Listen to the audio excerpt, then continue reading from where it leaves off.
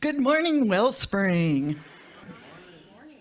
My name is Judy Bethman, and I'm a part of your Sunday service team for November 27th, 2022.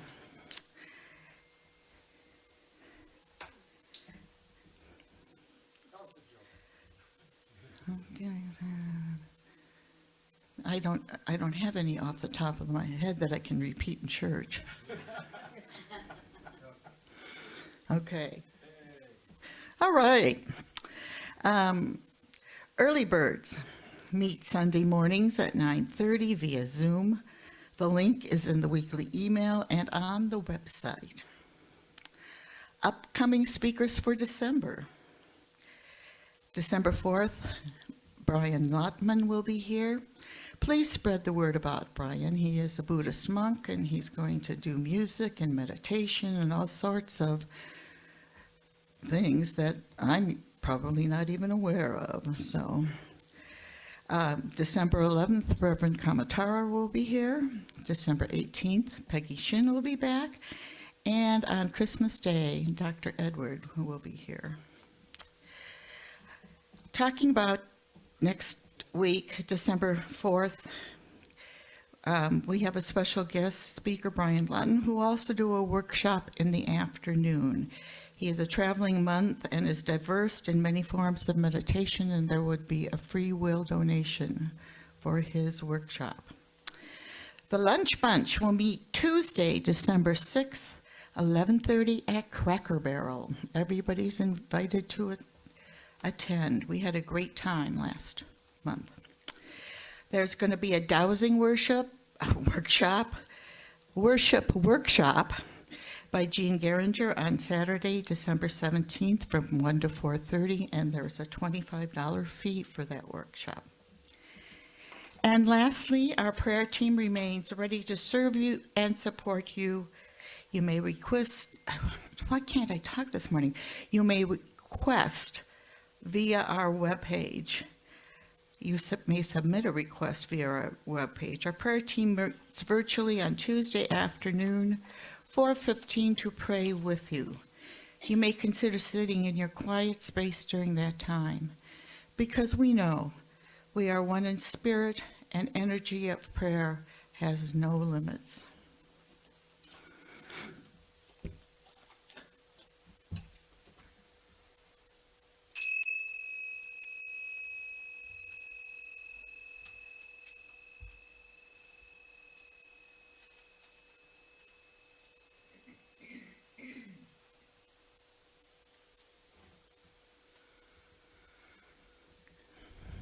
Let us take a deep breath in. And as we release that breath, we breathe out any anxiety or problems that have been worrying us for this past week. Let's do that again, please.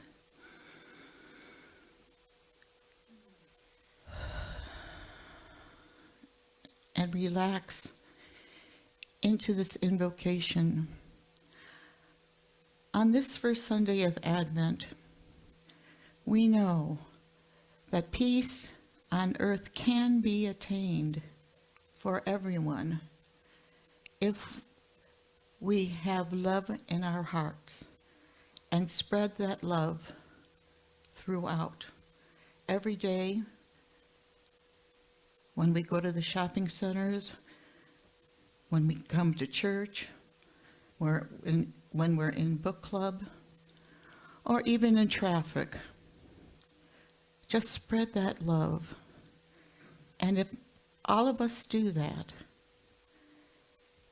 peace on earth could finally be attained. Let us ponder this in the silence of our heart for a moment.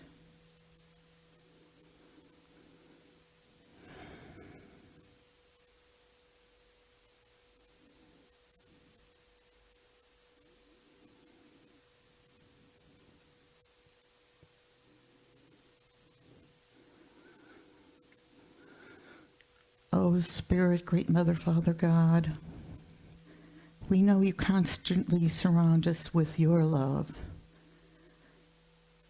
This is a blessed assurance.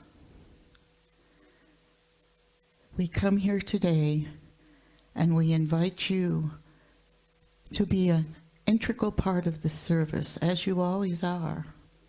But it's always nice to be asked. We thank you.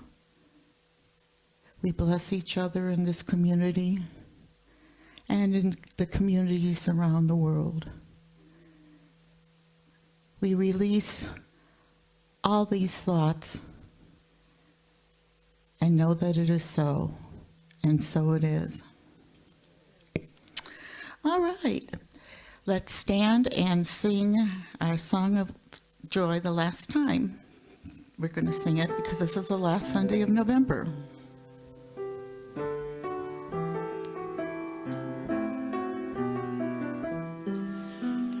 Everywhere I look, I see God in everything, deep inside and all around me, God in everything. I can feel it in my beating heart, God in everything. It's in every breath of life I take, God in everything.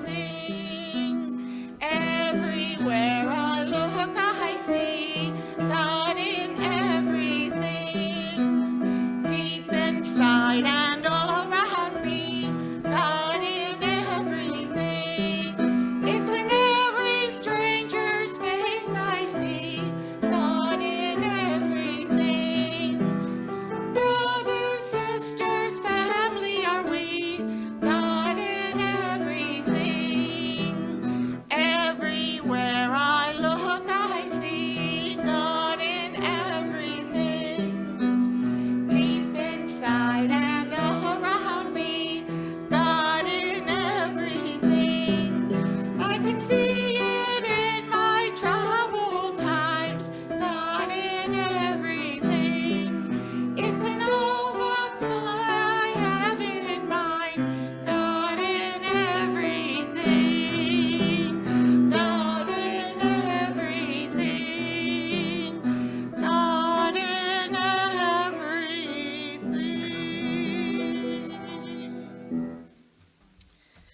Thank you. You may be seated as we share our vision, mission, and affirmation.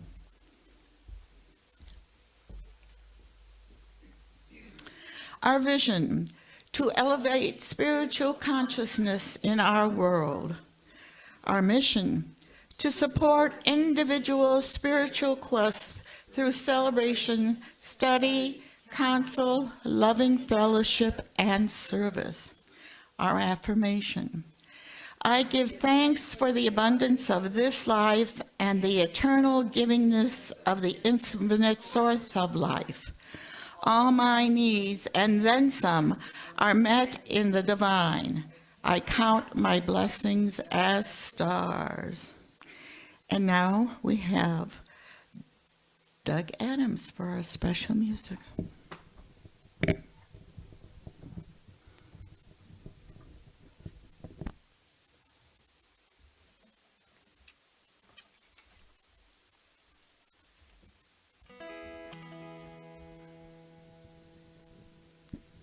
This is called, quick, think of a title. It's called,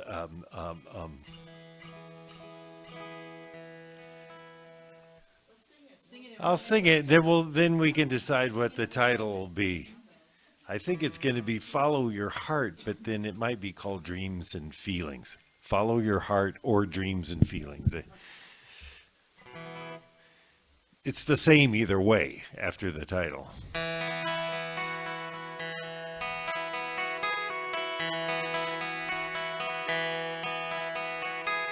Many times you'll reach a crossroads and your choices will be many. People there may try to sway you, offer you a smile and a penny. They may try to tell you something and you won't know what you should do. They may try to sell you something and you won't know what you should do. Follow your heart, my friend. Trust yourself. Look within. Follow your heart, my friend. Dreams and feelings, they can tell you which way you need to go. Dreams and feelings, they can tell you what you need to know.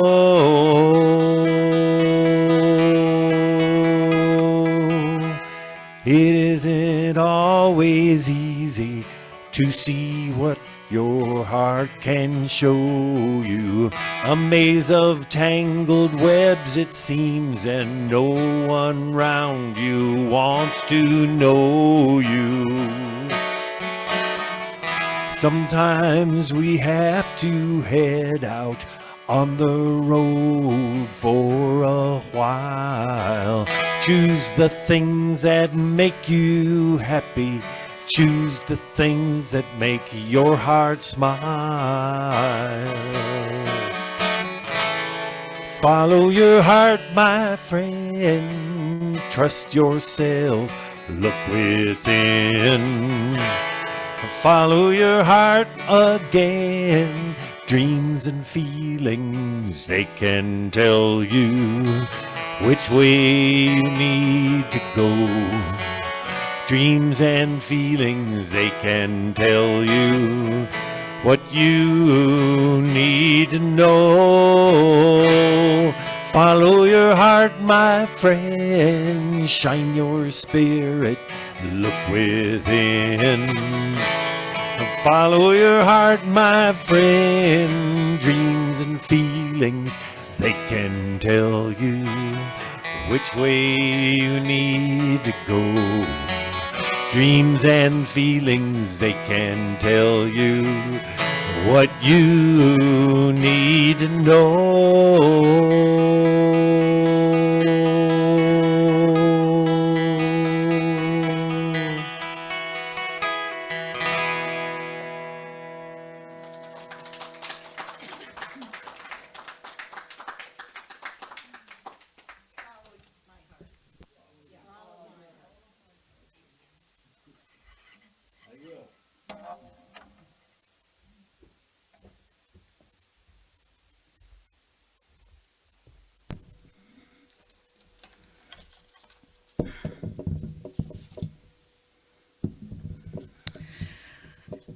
The reading from the day today is The Journey to a Place of Inner Peace, and it's from November, Science of Mind, and November 15th. Have you made peace with yourself and the world around you? Do you sense that you are part of something far greater than what you can see in the mirror? Do you recall when you had your first spiritual awakening? For me, it was in 1977 as I listened to a recording of Holmes from his radio program, This Thing Called Life. With a strong, authoritative, crystal clear voice, he declared, "There is power for good in the universe greater than you. You can use it." I could feel God bumps running down my back. The firestorm of fear and anxiety that had been ravaging my mind for years finally flickered out. An experience of inner peace washed over me, which was unlike anything I had previously known, and I'd wanted more of it. In the subsequent years, as I practiced the awareness of my oneness with the universe, I experienced more peace and authentic power. The universe called to me in such a compelling way that living in oneness with a power greater than me became my primary quest in life. And it is to this day. I think of this as a quest, as a sojourn back to the place I never left, my oneness with the Creator. How about you? Are you on a quest for a deeper experience of inner peace that hasn't arrived yet? You'll never find it in a world of effect, people, places, or material things. Consider looking deeper into the cause of inner peace rather than the effect. A consciousness of your oneness with God is the cause, and inner peace is the exquisite effect. Easier said than done? Sure. Which is why we call it practice. And now it's my great pleasure to welcome back Peggy Shinn from south of the border. I'm going to sneeze. Cough, whatever. Salute. Okay. Will you please welcome back our traveling Peggy Shinn? Thank you, Judy. I'll let you step down this way.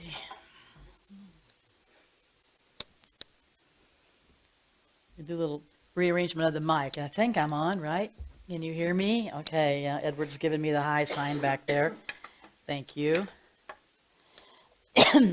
Well,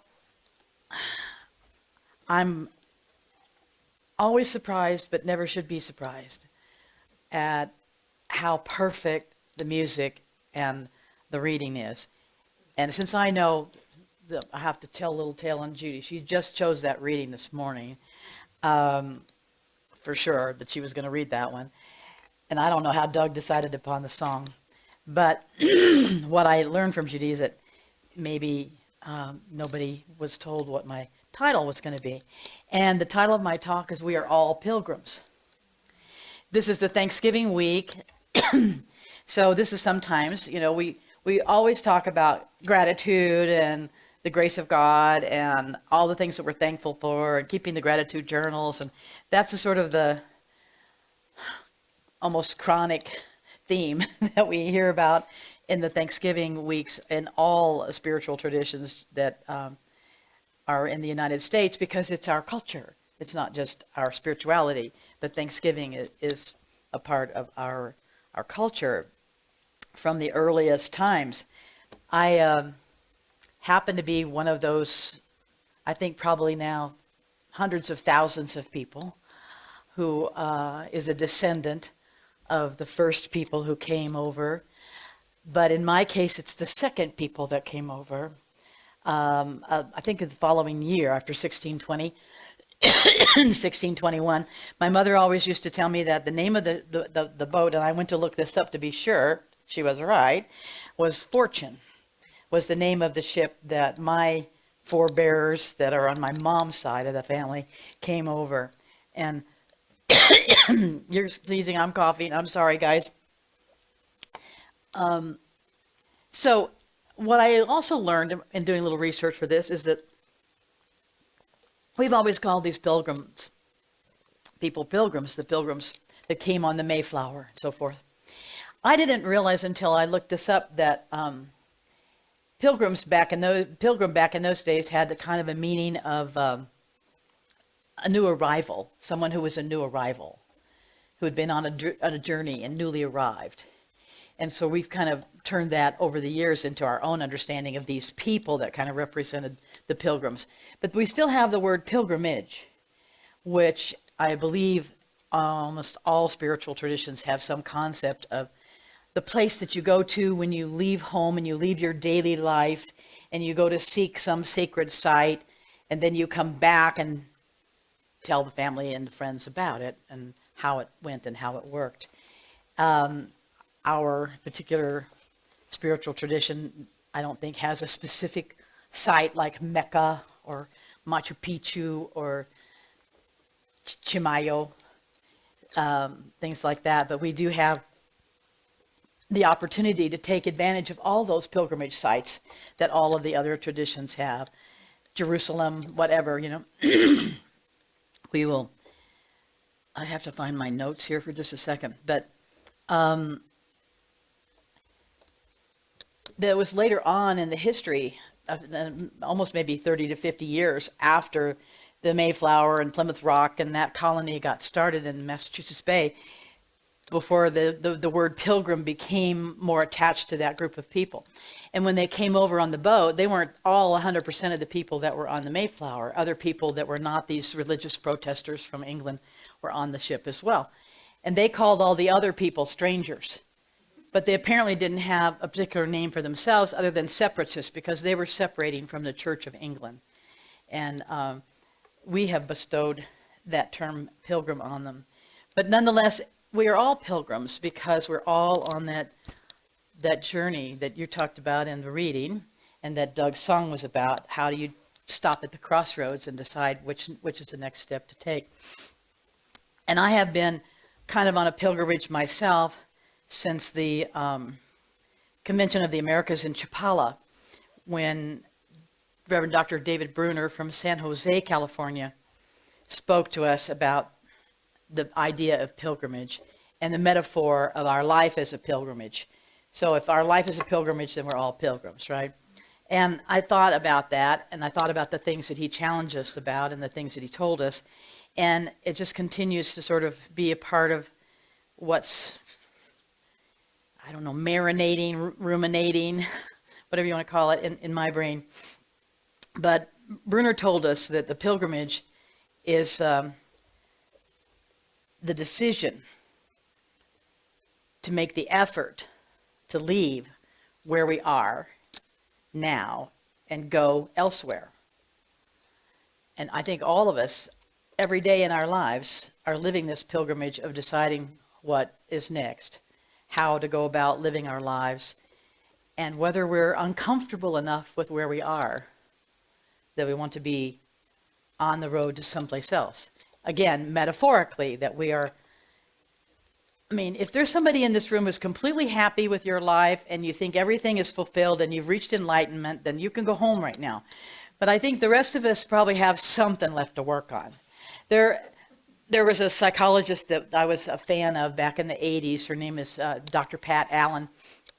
She is from California, I lost the name of the town right now, one of those hoity-toity villages in California, in Southern California. And she always said that the day you don't have anything left to work on is the day you could leave the planet. But until then, something is going on with your psyche, something's going on with your life, something's happening at the human level that needs your attention, or you wouldn't still be around. And my phone is dying on me here. And that the second aspect of the pilgrimage is that you have a willingness to pay the price, which might be a financial expense. If I were going to go to the Camino in Spain, it would cost me money, right? It's in addition to having to make the decision that I wanted to go, that I chose to go. But there's an effort that has to be put forth, that there's a commitment to that effort, and then there is a commitment to the willingness to stay the course. And that we are able to accept and deal with whatever shows up in the crossroads. And when you have to make the decision, do you follow your heart? Do you let your feelings and your dreams allow that to happen for you? I had a little side note story that came to my mind when Doug was singing the song. Yesterday was the state championship football game for 6A division. My son-in-law is a coach for Cleveland High School, who won the championship again. 75-55. Can you imagine that? There are 15 touchdowns in the game. Very, very, very good game. But afterwards, we were in the car, and he rode back to their home with us instead of going back to the school with the bus and the team. And my daughter, his wife, said, well, what did Coach Ridenauer tell you? Because that's the guy that left the team early in the season, walked out of his job and went to UNM to teach the quarterbacks there and make more money. And apparently, they've stayed friends and they're still talking. And he said, follow your instincts. Don't let anybody else, affect your idea of what you think you need to do. And I had that come to my mind. I thought, well, first of all, I was so impressed with the idea that I guess I have this prejudice about football coaches anyway, that they're not terribly enlightened, although my son-in-law is not too bad, but to have the guy just say, follow your instincts was, to me, heartwarming to think, wow, I'm really impressed by that idea of not being too overwhelmed about attachment to the outcome and just do what comes naturally and what you feel is the right thing to do in the moment, I believe was what that coach was telling him. Anyway, it was so perfect with what your song was about too. So we have the willingness to pay the price to go on the journey. And of course, in our world, we're talking about the inward journey, where exactly what Judy read in the reading is that we are leaving our home only to return back to our home. In the sense that I'm sure most of you have at some point in your lives been exposed to the line from the poem from T.S. Eliot that we'll never cease our exploring. I have to find it in here. I've got it farther down in my notes. Yeah, we shall not cease from exploration, and the end of all of our exploring will be to arrive where we started and know the place for the very first time. That, to me, is indicative of where we are always in the journey of never being the same from moment to moment. The moment isn't the same. Everything that is around us in our environment isn't the same.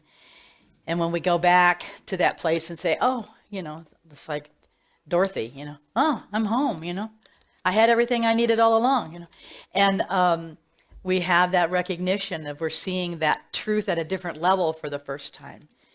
Because each day, I don't know about you, but I believe that it's beneficial to me to learn something new each day and to have a new bit of truth each day and a new element to my life each day that I'm seeing for the first time integrated into who I am and who I will become and who I will continue to be, whatever that may actually look like. But that was so perfect what you were reading there, Judy, about returning and having never really left or never really, I don't remember exactly the words, but it's in there in what you read. So we get to the willingness to accept whatever happens along the way. So whatever happens along the way is like your song. We see God in everything in the midst of our troubles. In the song that you were singing here earlier, that we were singing here earlier, that if we can hold ourselves back from that reaction, from that immediate, I don't want it, I didn't like it, this isn't what my plan was, this is an exit ramp that didn't exist before, whatever it is that comes up in our journey, metaphorically or literally, either way, that we expect and accept that there will be difficulties, that there will be problems, that there will be challenges, all these words that we use that we try to euphemistically disguise as, but we'll see them instead of difficulties as opportunities for growth, as God is in that thing, so I better figure it out because it's a part of the everything that God is in. And if it's happening to me, it's happening for me, it's happening through me. And I invite you to consider the same thing, that it's not about something you want to push away or overreact to. It's an opportunity to investigate, to explore, to see what's in this. Where is the God in this for me? Where is the spiritual truth of this matter, as we teach in our process of becoming a practitioner and learning how to do treatment in the science of mind fashion. We're always looking for what is beyond the appearances and what is the spiritual truth that is there for me right now. Then the other thing that Brunner talked to us about that is part of the pilgrimage is to have the desire to come back home, to come back to wherever we were, or to be with the group that we just left behind, or be in the family, whatever you want to choose to put that in that context. But to have integrated the transformation in our lives, because during the transformational part of the pilgrimage, we are learning something. We are growing. We are changing. And we'll not be coming back home again to be as the same in that concept of you can't go home again, that we have in our society, that concept that once you've gone out to the big city, you can't go back home to the farm, that sort of idea. So if we're willing to share of who we are and what we've learned, that's a big piece of how we're helping to change our consciousness and that of the rest of society. And this idea of looking for inner peace that was in the reading that Judy was talking about, one of the things that Brunner told us that I'll share with you that I hadn't necessarily planned to talk about, but it was part of his talk at the Convention of the Americas, that if you're looking for inner peace, his attitude is, and what he's learned is, there's really only one way to get it. And that is to decide that there's nothing wrong with anything, even when there may be something wrong with it. Excuse me. So that's the true benefit of the acceptance level, is when you get not only to the acceptance where I'm maybe just putting the spiritual bypass on it, to accept something where I'll just, put up with it, whatever it is, rather than truly embrace and accept it. So when we can embrace and accept that nothing's wrong, or as I like to say it, it's all for my good and nobody's misbehaving. That's how I take it to my place where I can kind of get to a little bit of inner peace about whatever it is that's going on. Because if I recognize that it's all for my good, because it's all from God. God is in everything. Excuse me, again. I feel like this is the way, that's the truth of the way. And just to say, well, acceptance, like we say in the 12-step program, acceptance is the key to all my problems today. That's true. But if that acceptance is just a toleration, we're not really there. We're not really there. And so the work to be done is to practice that at the level of the practice that she's talking about in the reading, and the discipline that this other writer that I wanted to talk to you about today, Jean Houston, who wrote this book in 1987 called In Search of the Beloved. She would say that it requires discipline, which she believes is a word that's been sort of malappropriated, that we don't see ourselves as, disciples of something. When we hear the word discipline, we just think about, somebody's got the whip out. And it's not a matter of our choice, it's a matter of our bowing to the whip or whatever. It's kind of how we've come to understand in our vernacular when the word discipline is mentioned. But in reality, it comes from that same root of being a disciple of the teaching, being a disciple of the decisions that you've made even. If you made the decision to take the personal pilgrimage, because we're all individualized in that sense. So my pilgrimage isn't yours and yours isn't mine. We're all individual expressions of the one, but we kind of forget that we are one of the one. And on the same level, we kind of forget that the God within, the God that's in everything, is in everyone. And we are separated within ourselves from the beloved. And this is what I wanted to mention to you today, that aside from the idea of the pilgrimage and so forth, that Marianne Williamson in her book, Return to Love, which was written in the early 90s, taught us that our only real purpose on the planet is to discover that we are the God within.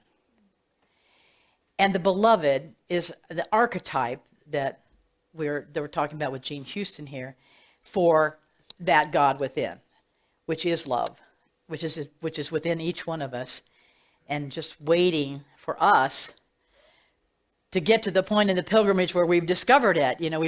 Everybody in this room has probably had some level of spiritual awakening, like Judy was talking about, listening to Ernest Holmes saying, well, I don't know who wrote that, but yeah, they don't tell you in the front of the book, in the contents section, they would say who wrote those daily devotionals. Now, where was I? Yeah. That we are all individual expressions of the one who have kind of lost track of our being part of the oneness and lost track of the fact that the oneness is within us as God, as the beloved, as that archetype of the beloved. So metaphorically, if we set forth on this pilgrimage that we are the pilgrims, and we allow ourselves to accept whatever's going to show up because we have our eye on the prize, we're crossing the Atlantic on a little boat, for goodness sake, we got our eye on the prize and we better get there or it's over. I mean, that's a real decision that was made by those people at that point in time. And there was another boat that went with them when they first left London, the London area, called the Speedwell, which didn't speed too well because it developed leaks and they had to turn it around and take it back. So I don't know, maybe some of those people were the ones who went on the second boat that my ancestors were on. I don't really know enough of the story to say. But that peace of mind that resonates with us, that we say that we want, is still our choice, it's still our decision. The peace of the world that she's talking about that can happen, excuse me, can only happen through us. Each one of us has to have that consciousness that we are peace. And if we are at peace because we've given up our attachment to the outcome that something is wrong here, and I don't like it, and we've let go of that, even in spite of the fact that we probably have some level of factual observation something isn't right, but we have a lot of things in our world today that aren't so right, that we can see that. We can see that we'd rather have it be a different way. But my question to you about the pilgrimage that you're going to be on is, are you willing to become different, to have it be a different way? Because we can't just sit back and say, oh, look at that. Oh, look at that.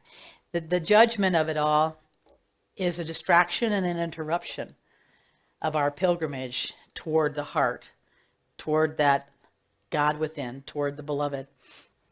So that sacred site that we're taking our pilgrimage to, that we're going to come back to and return to, that was the same sacred spot within us, that heart that is the beloved. And what I want to recommend to you is in the book from Jean Houston is her idea that because of our distraction and interruptions, disruptions, or whatever, that we or our teachings that we've learned that we're not enough, or that we don't deserve it, or that we're not worthy, all of those things are in our way of developing this inner relationship with the beloved that is us. We are the beloved. Each and every one of us is the beloved to ourselves, for ourselves, and to others. And what's in our way is all this other stuff. So we have not really developed the relationship. We're separated in ourselves in the same fashion that we separate ourselves from the other, who isn't the other, who is also us. And she recommends that you just develop a relationship like you would with a person, like you would with a lover, that you are cultivating this relationship, that you have conversation every day. Start the day out with acknowledging or recognizing that beloved that is you, that is within you, that it is you, as you, and for you. And I remember Sandy Scott always telling, start the day, look at yourself in the mirror and wink at yourself. And I realized she used to go to Jean Houston's seminars and workshops and stuff. And I realized when I was reading that in the book again that, oh yeah, that's the kind of thing that Sandy was doing, to just, wink at yourself and say, I love you. I love you.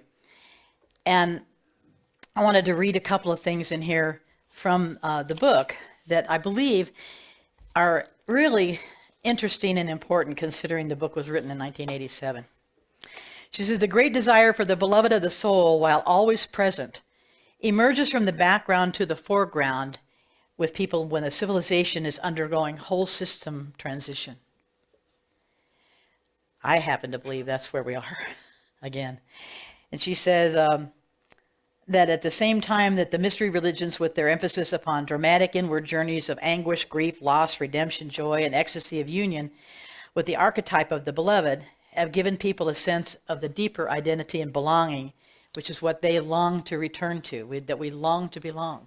And Jean's point in her book, too, is that the beloved is waiting for us, is calling to us, is hoping to have this relationship with us that we have kind of, I'll get to you later, ignored, even though we have been many, many years on spiritual paths. We may not have really made the decision to go to the effort, to pay the price, to have that connection with the beloved, and recognize that that is the sacred site within us that we've been traveling to all along. Even though we thought we were traveling, it was really always in there. So she said it probably belongs to a geotheology. That was a word. I love the fact that she invents words all the time. Of love as the creature force in the evolution and the lure of becoming, which is finding renewed expression. I hope it is. Again, finding a renewed expression in the rising archetype of the beloved of the soul. The world may be urging us to coalesce into new and a higher unity for which we feel unprepared. And the only force emotionally powerful enough to call us to educate ourselves for this sacred stewardship is our communion and partnership with the beloved.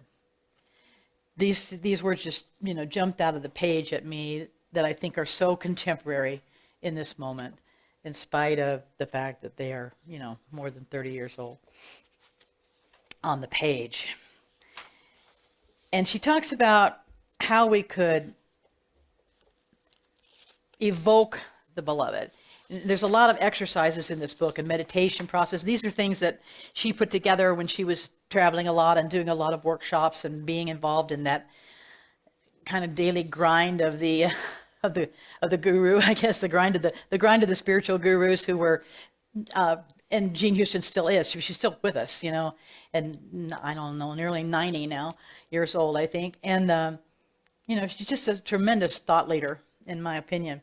But she talks about this evocation of the beloved. She said, in the meditation and active imagination, you invite the beloved consciously, evoking it visually, auditorially, tactily, and with all the senses, all the sensory images.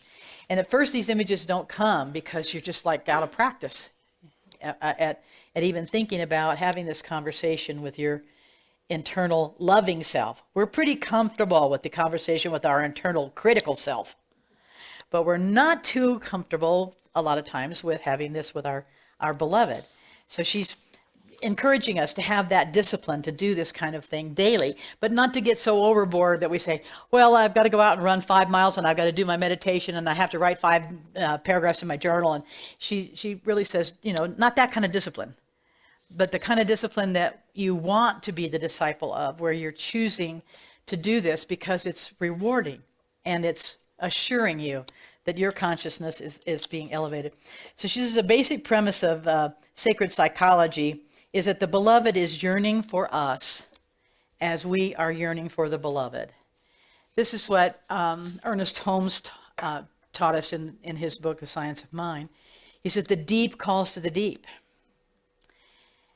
And that what we are looking for, we're looking with. And these may sound kind of convoluted phrases, but to me, they say, I am the I am. And that is who I am, and that is what I am, and that is how I am if I allow myself to recognize that the beloved within me is me, and that the divine within me is me. And then we have satisfied our purpose on earth that Marianne Williamson was dictating to us in her book, Return to Love. So this life with the beloved is what I encourage you to consider as your pilgrimage. But we might have a few more mundane things in the way too that are keeping us, like I said, those distractions and disruptions from doing the next step. I don't know why my phone wants to keep dying on me here, but it's not a battery death. It just keeps turning itself off. I have to figure out how to keep it so it doesn't go to sleep. So this pilgrimage of the inner journey that takes us back home again, there's a few rocks in the road or a few boulders out there that maybe we've got to go around, those difficulties, those opportunities for learning, for growth. And I think you can go back to visit with me Bruner's concepts of what it is about in the beginning when we make the choice to do the work, to put one foot in front of the other with the stated objective or goal of spiritual growth. We'll just say growth, because it's just growth until it isn't, and it isn't. Maybe if we reach some enlightenment that we think, well, we can sit back on our laurels and forget about the rest of that. But I don't think that's going to happen for me or for most of us in the room. So the mission is to accept what Jean calls in this book our entelechy, and she's also called it the God seed. We teach in Science of Mind the metaphor of everything that's within at the beginning, and then we teach you take the oak. What is the nut called on the oak tree? Acorn. Thank you, Judy. The acorn. Everything is within the acorn to make that oak tree. You plant it in the soil, you cultivate it, you take care of it, and eventually you get an oak tree. And there wasn't anything from the outside that had to say, now you got to put this branch out here and you got to put this leaf over there. And if you consider that the oak has that benefit, why don't we? So this is what Jean's thesis is that we have what she calls the entelechy, or the God seed, within us. And that God seed can direct us if we are tapped into it, if we are nurturing it, just like we would the oak acorn. And got to get to where I wanted to read you this. She says, every human being has a unique destiny, an entelechy, and in communion with the beloved, you begin to have a profound respect and even an awe for other people who also have their God seed, who also have their entelechy, and what she calls every person's godded potential, or as Tina Bailey would call us, godlets, that we're all godlets. I learned that term from Tina, and I'm pretty sure she invented it. So that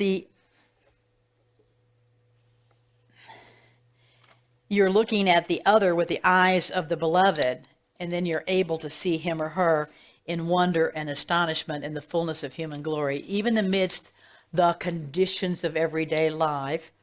The double vision that we have when we get more spiritually connected, we have the power to see the 3D world and the facts and the objective reality that we are able to get to see through our own subjective reality. But we also have the look of love. We also have that beloved within us, can bring that compassion and that empathy to the surface. And we're not bound by this solely physical 3D existence, nor the culture, nor the government, nor anything that we're in.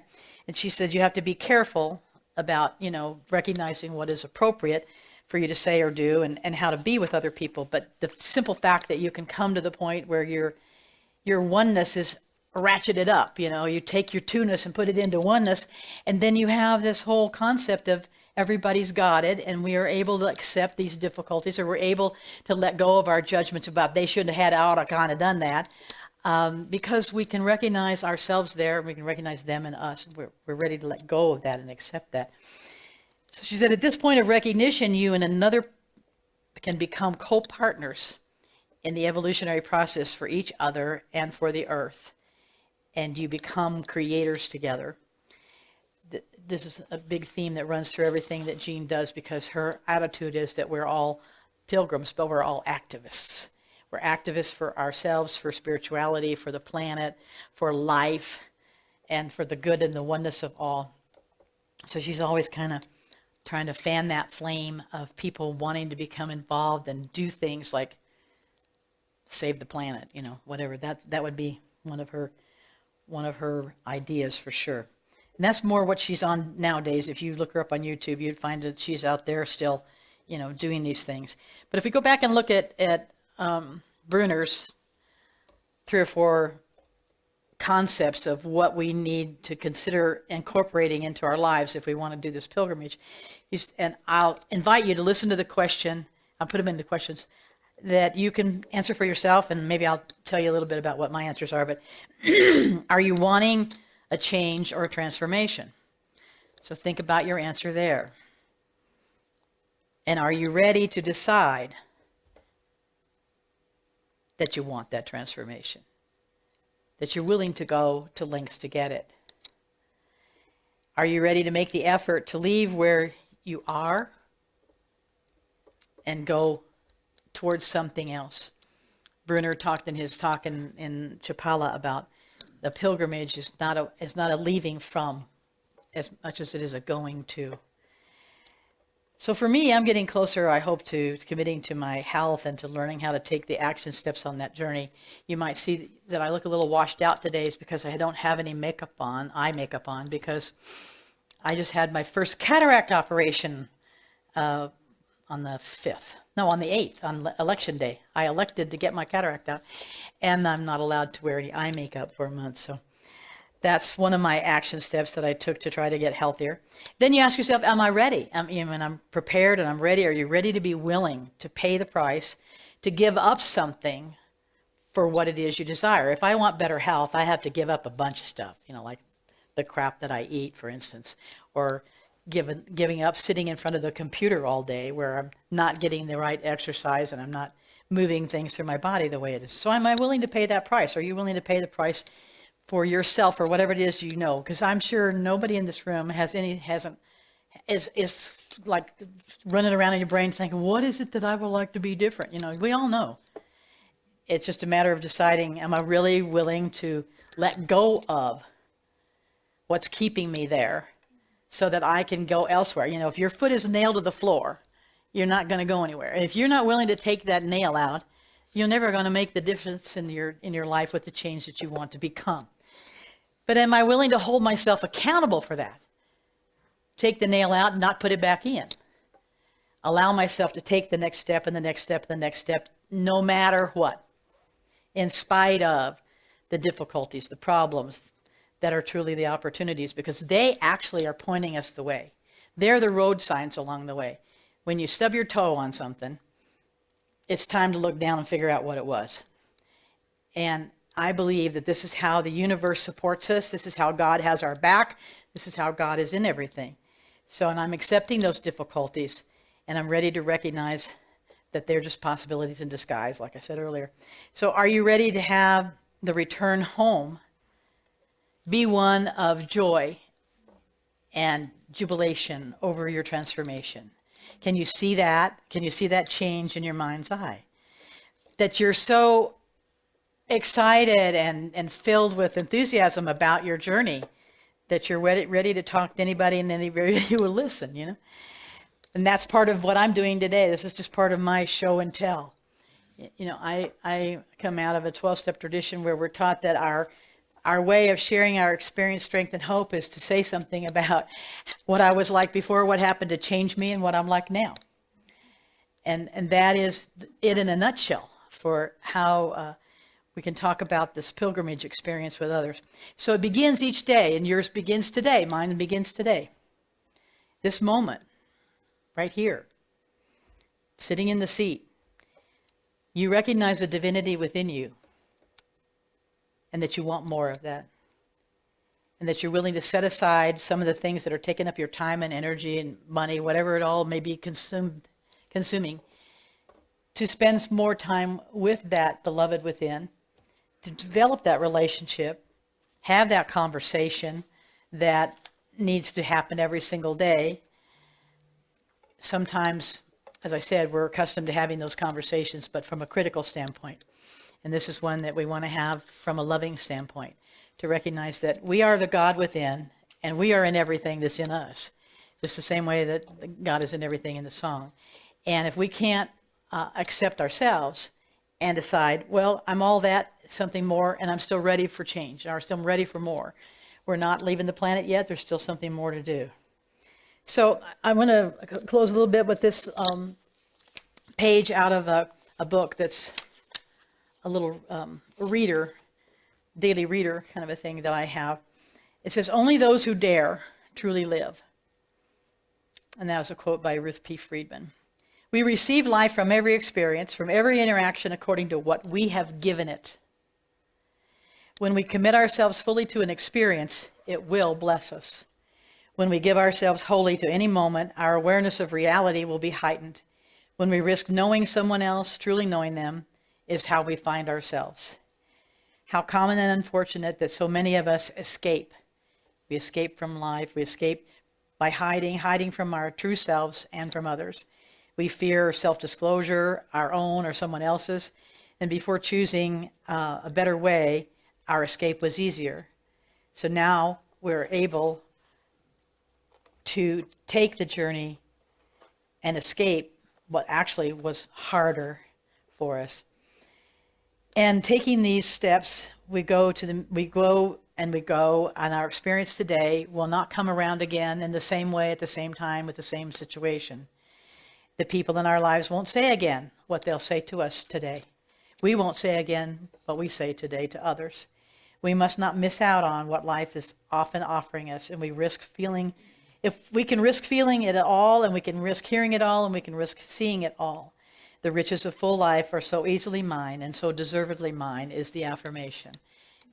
And your connection with your beloved is the same. It is yours. It is deservedly yours. You take it. You make it what it is for you, but live from that place in the divine as the divine. So it is. Thank you. Yeah, I'll do the prayer if you want, unless you were planning to do it. Okay, alrighty. Okay. Okay, so we just take this moment in, sink it down into that level of the beloved. Feel that love that is the love of God, that is as God, from God, for us, to us, as us, all of those little words in front of the word us, because it is the I am that I am. You are that you are. And one of the phrases that we might choose to say as we connect to that spirit, as we connect to that beloved, as we look in the mirror each morning is I am the I am. And we take a deep breath into that.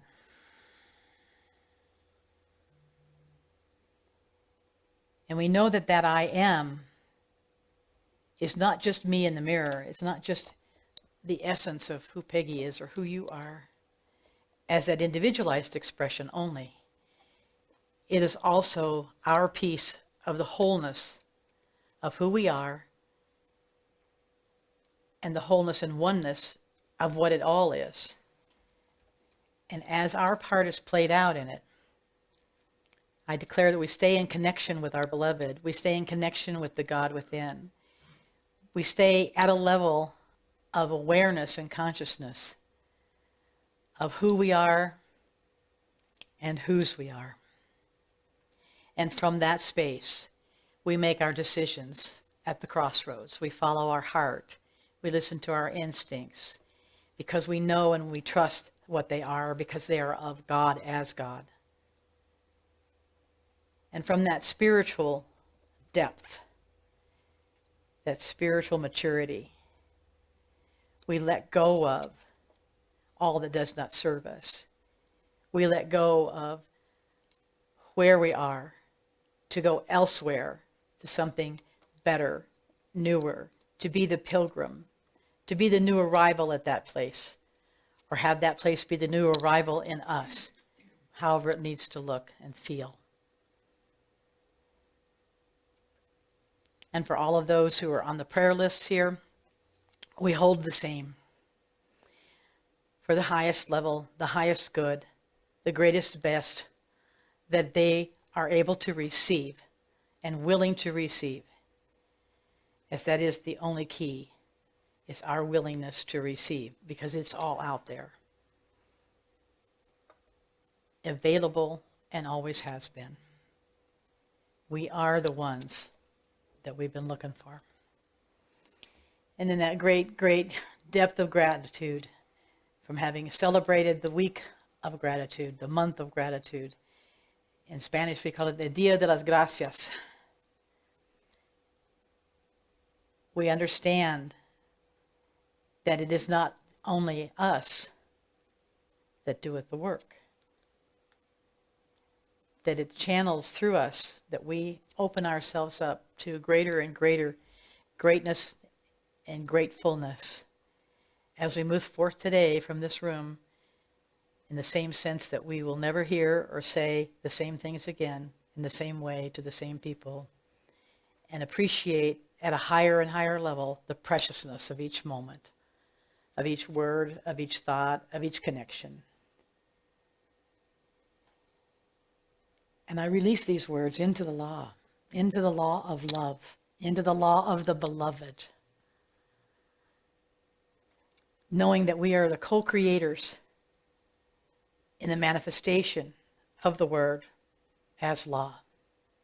And so it is.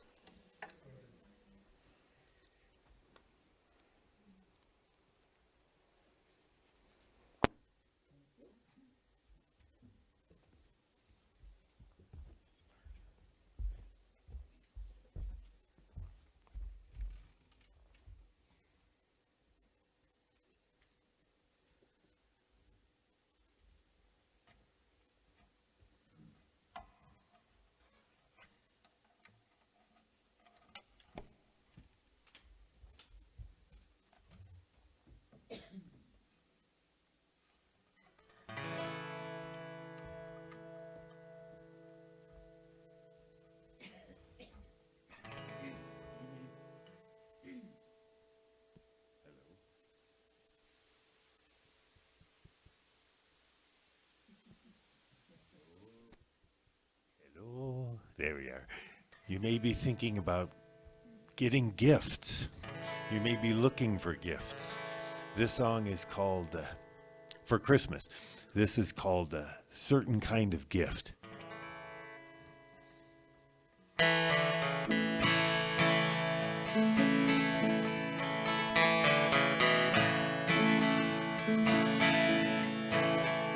There's a certain kind of gift I'm looking for. I'm looking for this Christmas. There's a certain kind of gift I'm looking for. I'm looking for this Christmas. A gift of grace to fill this place like a choir, like the sun that shines for everyone.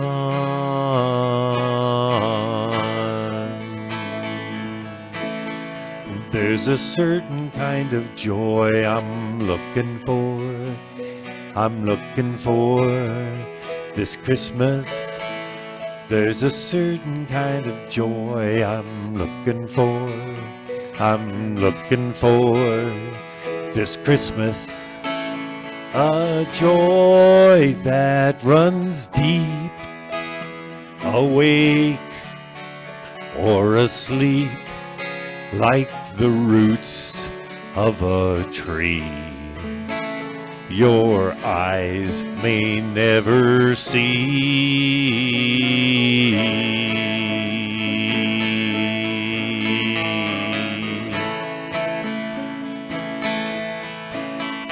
There's a certain kind of love I'm looking for. I'm looking for this Christmas. There's a certain kind of love I'm looking for. I'm looking for this Christmas. A love that I feel. A love that can heal. If I go deep inside, I find love for the whole world wide.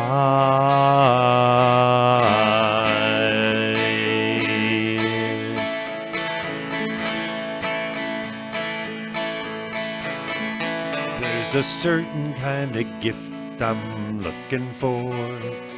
I'm looking for this Christmas. There's a certain kind of gift I'm looking for. I'm looking for this Christmas.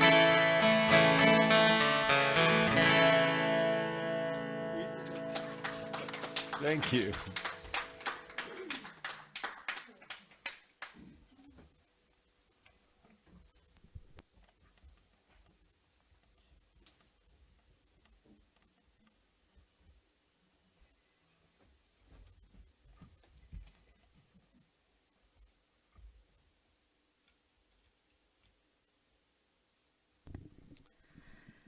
Talk about everything that dovetails for the whole service. My goodness. Am I correct? You're not going to be around December and January? I'm going to be, December 11th, I'm going to be at the Philanthropy Theater in El Paso, Texas. Okay. Teresa Taduri and Jean Keller. How's Teresa? She had COVID. She's doing better, Good. a lot better. And let me just plug that, it's 2:30, doors open at 2, and the Philanthropy Theater is part of the Plaza Theater. So it's a beautiful venue. So, Sunday afternoon, December 11th. 2:30. Yeah.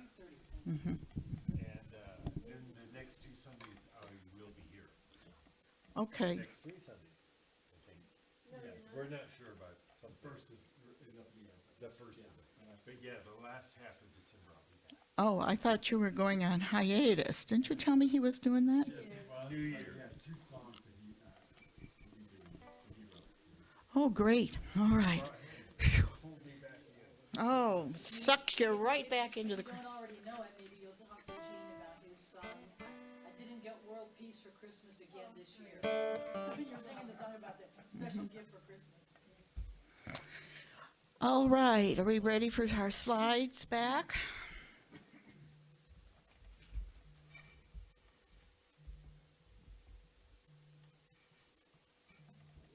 What is beeping? Is that your? Not me.